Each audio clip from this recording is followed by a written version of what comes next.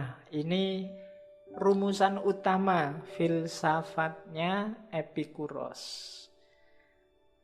Katanya Epikuros, apa sih yang paling utama dalam hidup? Kebijaksanaan. Kebijaksanaan yang paling utama apa? Bijaksana dalam mengejar kenikmatan. Kenapa kok mengejar kenikmatan? Karena diakui atau tidak diakui, kita hidup ini mencari kenikmatan. Yo bahasa kasarnya nyari seneng, nyari enak. Saya bilang tadi di awal. Kalau kamu tanya, nikmat itu apa? Nikmat itu ndak ada rasa sakit, ndak ada rasa galau, ndak ada rasa sumpek. Jadi ndak ada netral ya. Kalau kita nggak sumpek, nggak galau, itulah nikmat. Ndak bisa seneng, ndak seneng, dan biasa. Hidup isinya cuma dua, seneng atau ndak seneng. Biasa itu termasuk seneng berarti. Kamu nyaman. Zona nyaman itu kan standar biasa. Dan kamu seneng, kerasan di situ. Jadi berarti apa? Nikmat itu kalau ndak ada rasa sakit, nggak ada ganjelan, nggak ada gelisah. Itulah nikmat. Jadi rumusannya nggak perlu terlalu jelimet. Kenapa kok pakai definisi negatif? Karena pakai definisi positif akan susah. Coba aja. Nikmat itu Pak, kalau kita bisa ketawa, wah kayak tunggale. Banyak orang ketawa, malah ketawanya hasil dari stres. Itu kan tidak nikmat. Banyak orang senyum, tapi senyumnya bukan karena dia senang, tapi karena basa-basi. Kalau ketemu saya, mungkin kamu janjinya lagi sumpek, wah ketemu Pak Faiz terpaksa harus senyum nih. Kan gitu, berarti kan nggak karena senang itu terpaksa, sama-sama senyumnya. Nah, kan susah memang. Karena senang dan nikmat itu hubungannya sama rasa. Saya sering bilang rasa itu memang sukar didefinisikan secara positif. Jadi secara lurus mendefinisikannya apa? Secara negatif.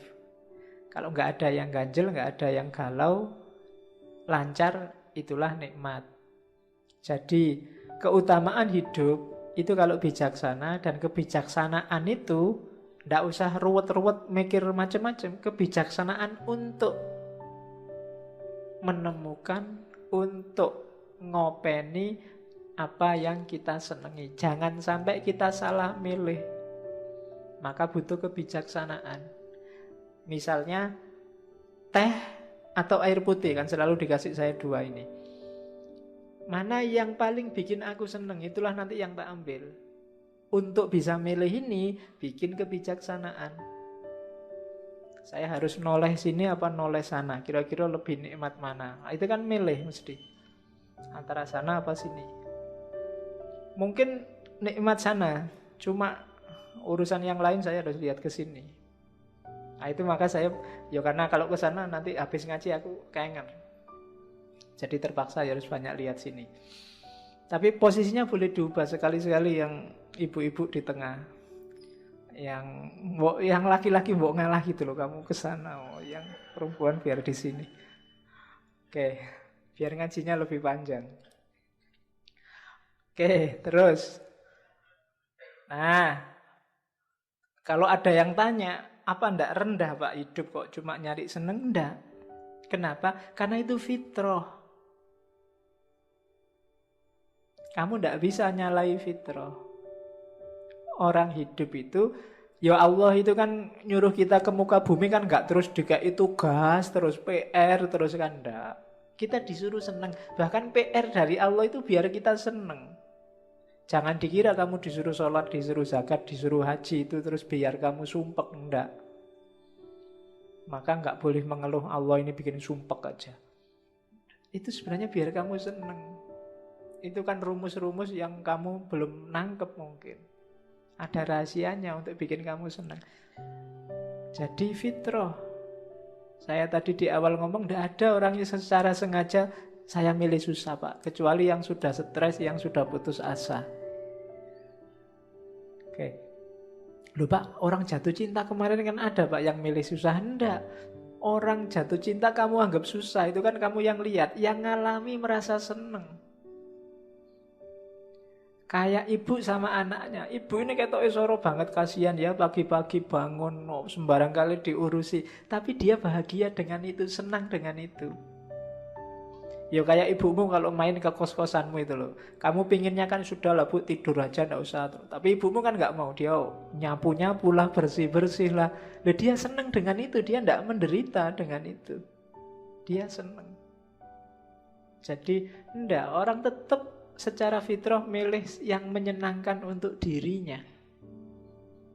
Tidak ada orang yang secara sengaja milih susah. Maka konsep saya berkorban demi agama tidak ada. Ketika orang ngomong saya berkorban, itu berarti yang bikin dia senang ya berkorban itu. Tidak ada orang yang secara sengaja milih susah. Kalau saya korban loh Pak, tapi saya berat sebenarnya ini. Kamu tidak senang. Itu berarti, ya kalau agama kan tidak ikhlas namanya. Tidak ada nilainya. Yang bernilai itu kalau kamu mengejar yang membuat kamu senang. Jadi rumus pertama dari Epikuros, hidup ini awal dan akhirnya adalah kesenangan. Disitulah nanti sumber kebahagiaan. Nanti ada kalimat dari Epikuros, kenapa sih harus senang? Yang pertama fitrah tadi, yang kedua karena kita akan mati. Loh Pak, nanti kan di akhirat ada kesenangan lagi. Bagi yang percaya besok ada akhirat. Kalau Epikuros enggak. Katanya Epikuros ya seandainya ada kan yang di sana itu besok kesenangan akhirat. Sekarang carilah kesenangan dunia, mumpung kamu hidup di dunia. Gitu loh. Loh Pak, besok di akhirat bisa toh Pak senang-senang kayak di dunia? Enggak bisa, alamnya beda. Kan ada hadisnya, mala ainun ro'at wala udhunun sami'at. Berarti nggak kayak sekarang. Jangan mau ketipu. Berarti senangnya akhirat besok, bukan senangnya dunia pasti. Wong mala ainun ro'at wala udhunun sami'at kok. Jangan dibayangkan, Pak, besok di surga 72 bidadari, berarti di rumah saya ada punya istri 72, terus bebas ngapain aja. Bayanganmu ngono. Itu kesenangan dunia itu, bukan kesenangan akhirat. Kalau akhirat, tidak terbayangkan. Wong kamu belum ngerti. Mungkin kalau dianalogikan kayak dulu waktu kamu di kandungan ibumu, yang bikin kamu senang kan beda dengan di dunia sekarang ini.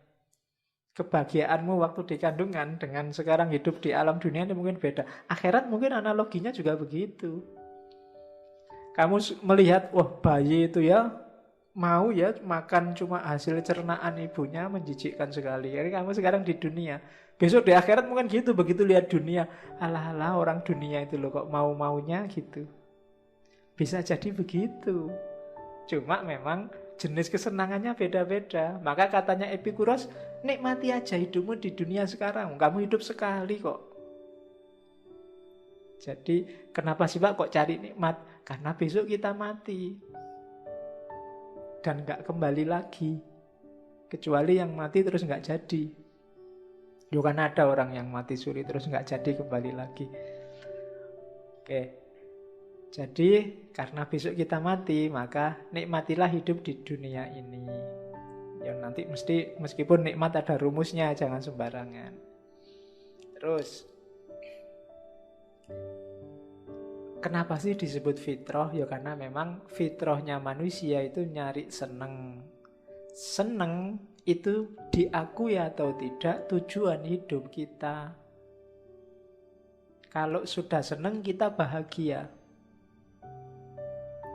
Kalau kita sudah bahagia, rasanya kan kita hidupnya sudah lengkap. Kita merasa memiliki segalanya. Padahal mungkin enggak. Orang bahagia itu kan begitu. Kamu misalnya nembak pacarmu diterima, seneng kan, bahagia. Itu rasanya di luar itu nggak ada apa-apa lagi, pokoknya seneng. Meskipun mungkin dompetmu lagi tipis, tugasmu nggak selesai-selesai, tapi seneng, bahagia. Orang bahagia itu rasanya full, hidupnya penuh. Dan orang yang tidak bahagia, meskipun dia punya segalanya, akan siap mengorbankan apapun biar dia bahagia. Semua modal yang dimiliki bisa dihabiskan dalam mengejar yang namanya bahagia. Maka diakui atau tidak, manusia itu nyari bahagia. Sehingga Kalau ada orang mengejar kebahagiaan, jangan disalahkan. Itu fitrah.